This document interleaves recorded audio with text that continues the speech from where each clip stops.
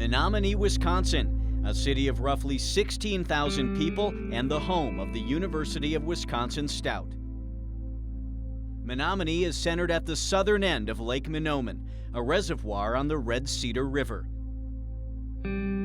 Although breathtaking views are only steps away from the city's historic downtown, the residents of Menominee don't exactly embrace their lake. Menomin is plagued by large algae blooms on an annual basis, which result in a number of undesirable effects. Well, when our lake gets bad, it smells. And you can't swim in it. You can't let your dog swim in it because if they happen to eat some blue-green algae or drink the water, they can get sick and die. And when it's gassing off, there's a nasty smell, almost smells like ammonia coming out of, or rotten eggs even, coming out of our lake. There's a significant time period that you just can't do anything with the lake. So, when you get to like late summer, you can't get out and swim in the lake, you can't boat in the lake, you can't water ski on the lake. There's very few businesses that sort of proudly display the lake. We don't have balconies that overlook it, right? It's not a part of our social life. Everything that happens in Menominee is sort of drawn away from the lake. When the wind is right, you can go outside and enjoy the day, but when the wind is wrong and the lake is smelling, you don't dare go outside. Yeah, there are people who can remember like going to the beach and the swimming park out at Wakanda Park and the old boathouse and using the lake as a lake like people do up north now, that everybody sort of packs up and leaves and goes up north, and people used to do stuff like that on our lake, and they don't. But what is the cause of this massive algae problem? Many of the residents are confused about the circumstances that make their lake much different from others in the area. We will take a look below the surface to find out exactly what happened in Menomin.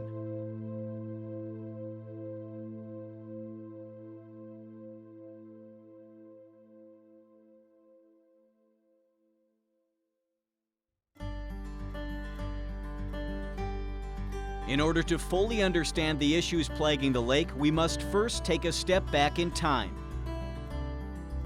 We begin our journey at the UW-Stout University Archives to learn about the origins of Menominee and Lake Menomin.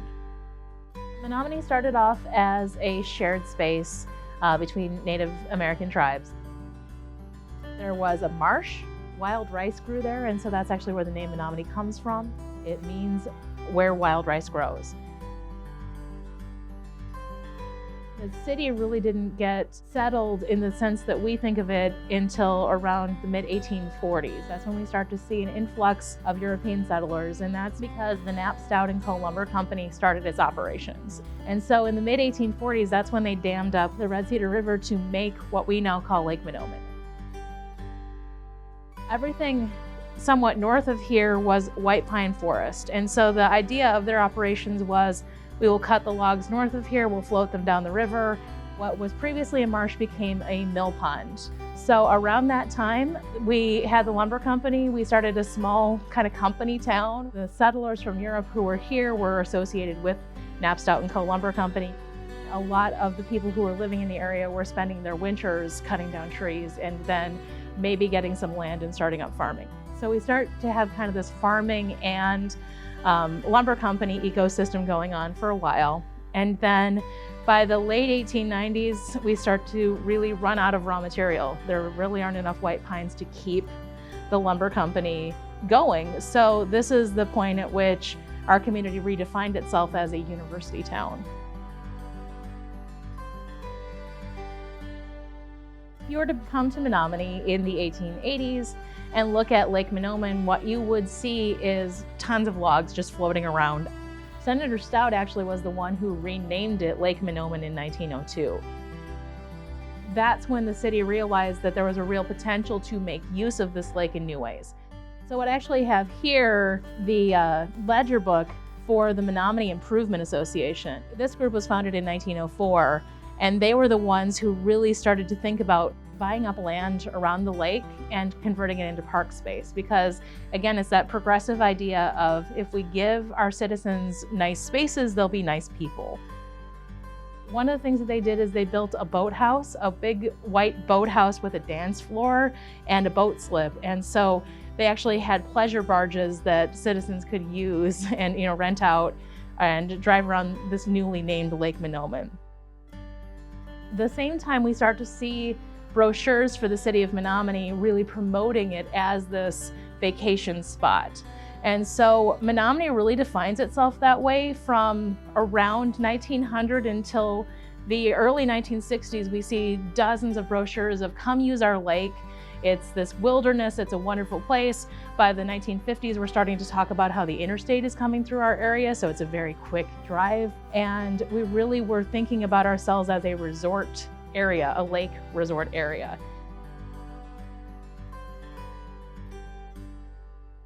We can see a lot of canoeing, rowboats, motorboats, pleasure craft that people personally owned. And so I think that it was probably pretty normal for most students in a friend group to have a boat that they would take out periodically. And we see that from our earliest yearbooks in 1908 until really the 60s. There are some pictures of sailboats in yearbooks in the late 1960s. We have two promotional videos from 1954. One was geared at female students, one was geared at male students. And both of those promotional materials make heavy usage of showing shots of the lake. And then you just stop seeing it being promoted that way by the early 1960s. And then it starts to be much more about our historic downtown, our Mabel Tainer Theater, our businesses. I mean, the lake is in pictures, but it's not seen as the destination. So what exactly has changed with Lake Menomin?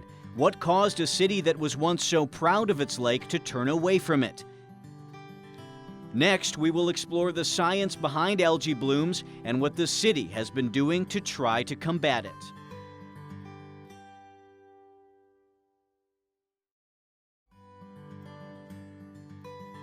Cleaning up the lake has been Menominee Mayor Randy Knak's platform since he was first elected in 2010. As a lifelong resident, he represents a portion of the population of Menominee who can remember a time before the lake was so toxic. Well, I guess the first time I learned to swim is when my brother threw me over the boat when I was about 4. And I paddled my way to the top, and he said, "Oh, I guess you learned how to swim today." So that was my first memory of Lake Menomin. But we water skied on Lake Menomin. I had swimming lessons at Wakanda Beach on Lake Menomin. And we had green flecks in the water, but we didn't have the green slime that now we have on our lake. So going back in years, yes, there was always algae and it was always a problem, but nothing as horrendous as it is today. Sometimes it's hard to know exactly when it happened. I think that there is some amount of natural algae that just happens in any lake at certain times in the summer. But when we first start to see mentions of it is in the Dunn County News. We see articles from the early 1960s where they're talking about swimming lessons. And they were saying, we can have swimming lessons again on the lake finally. They've treated it with such and such chemical and it controlled the algae. There wasn't a whole lot of speculation about what the cause of the algae was in the early 1960s. It was just that they had it. How can we get rid of it? To understand what has changed with the hydrology of the lake since the 1960s, our journey led to UW-Stout's biology department for a more detailed explanation. So the algae problem in Lake Menomin is driven by excess phosphorus entering the lake. So phosphorus throughout the watershed, it comes from application on farm fields in the form of fertilizer, as manure that's spread on the fields in the winter, off of lawns in the watershed, through municipal sewage treatment plants. So phosphorus ends up in the water, and in most lakes, phosphorus is a limiting nutrient. So algae can only grow as much as there is phosphorus available. And so when you add excess phosphorus, the algae go crazy because they were limited by the phosphorus and now they're not anymore. So Menomin is at the base of our watershed. So there's a lot of water that flows into it from all of these small tributaries, right? And so I think the watershed is like a million acres or so. I don't know exactly what the number is, but it's a fair-sized watershed. And so then Menomin's at almost the very bottom, right? So it's collecting all of that material into it. If rain falls in Colfax, it's going to come across a certain amount of land before it ends up in the Red Cedar River. And so looking at that land is necessary to be able to fix the water that's in the Red Cedar River, because the bad stuff that's in the Red Cedar River, the phosphorus, is coming from the land that's in that watershed. Because Menomin is naturally a river and not a lake, the nutrients it receives come from a much larger area. Any phosphorus that enters the watershed north of Menominee eventually ends up in the lake. All of the lakes and impoundments in this area, impoundments are just dammed up rivers. And there's the hydrology of them is a little different. The water that's in Lake Menomin is in there for about 5 days. We talk about residence times and how long something stays. And so all of the lakes in this area are what we call eutrophic, and that's good. It means they have enough nutrients to sustain biological life. So you want some algae because that's the base of all your food chains. Tainter and Menomin are what we call hypereutrophic, which means they're getting way more phosphorus loaded into them than they would otherwise have to have sort of a stable, balanced biological system. I tend to fall on the side of it's all of our faults, right? Because it's our society decides that we're going to have these beautiful green lawns, right? That's a collective decision that we made. We're also making a collective decision to grow a bunch of corn and soy. And my neighbor, when I was talking to him about this last year, he's a big hunter and really engaged in that sort of outdoor activity. He started quoting Aldo Leopold at me and saying that, well, you can't have row crops on sandy soil without causing erosion. And that's exactly what we have north of here, sandy soil and row crops. And so, Aldo Leopold knew in the 40s and 50s that was going to cause erosion. So, and that's what it does, right? In order to combat the phosphorus problem, Mayor Kanak has pioneered several dredging projects in an attempt to reduce the algae blooms. Dredging is a way to go down onto the bottom of our lake and grab a hold of the sediment. And basically, it's almost like a rototiller with a big pump behind it that sucks up all the sediment and the sand and the muck and pipes it down. And what we've been using is geobags. So it pumps into these great big, huge, similar to a big nylon sock or a nylon bag. The water then sheds out the bag and is caught, and then that's returned back to the lake. But the sediment and the muck and the sand and the nutrients is kept within that bag till it dries out. And then we open up the bag, we truck that sediment out, and then we've been hauling it over to top dress our landfill. So, dredging and scum sucking is a way to get what you see oftentimes called legacy phosphorus. And so legacy phosphorus is phosphorus that came in however long ago, and it came in with sediments and it settled to the bottom of the lake.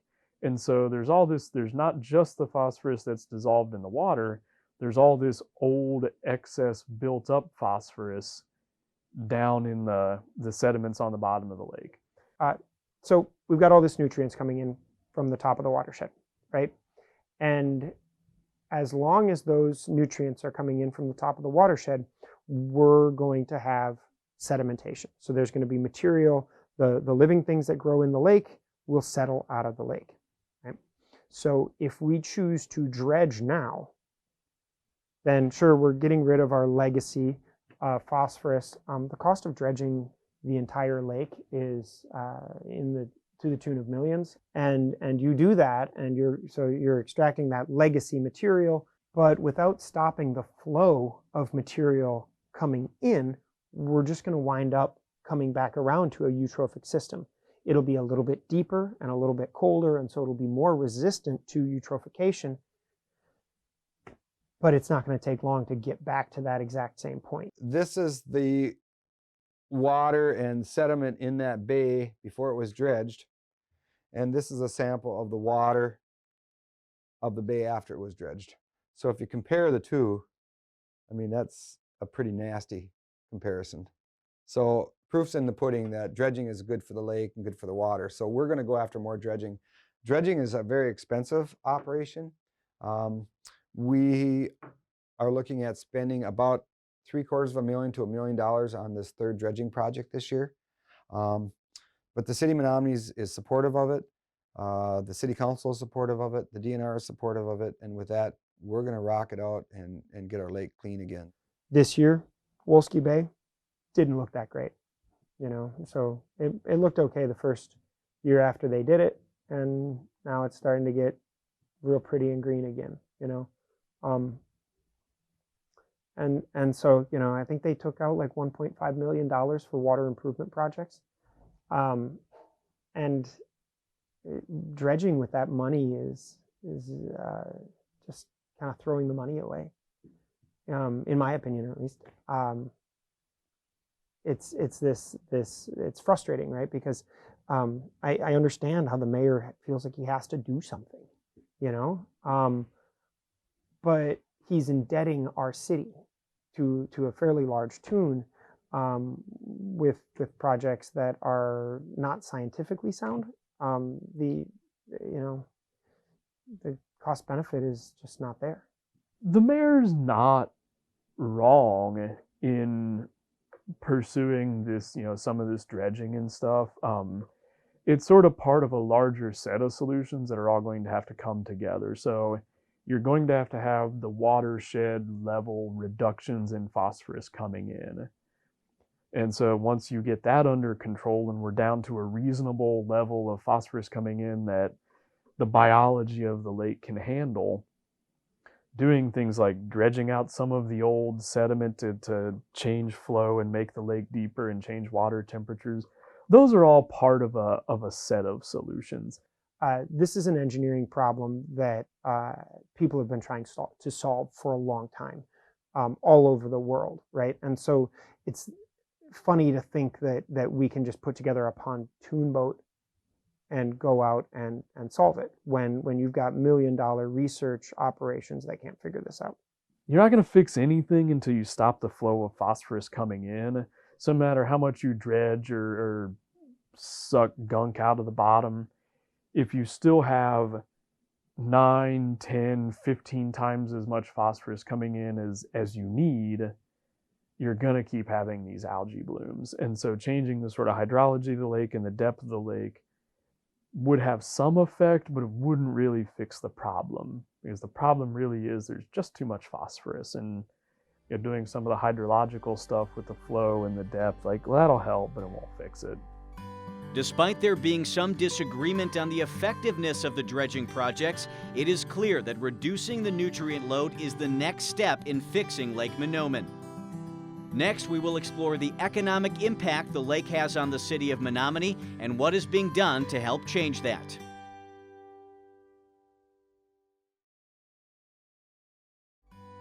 From reduced property values to much slower business downtown, Menominee experiences a depression every summer due to the algae blooms.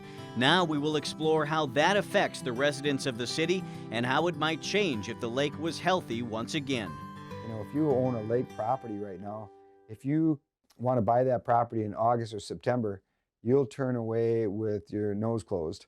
Whereas if it's in the middle of winter and you look at this water property, you're thinking, wow, that's a really nice property. And so real estate sales in the wintertime along the lake are good. Real estate sales during the summer, fall are really poor along our lake till we get it fixed. The property values are actually reduced around lakes that are smelly. So it's not just Menominee, it's Menominee, Tainter, Chetek, all of the lakes in the Red Cedar chain that have eutrophic waters.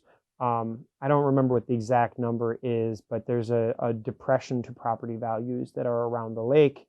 And in a normal situation, those are some of the highest property values. And so then you sort of depress the nicest homes in the area, sort of having a negative economic thing. And then there's the businesses like the waterfront, right?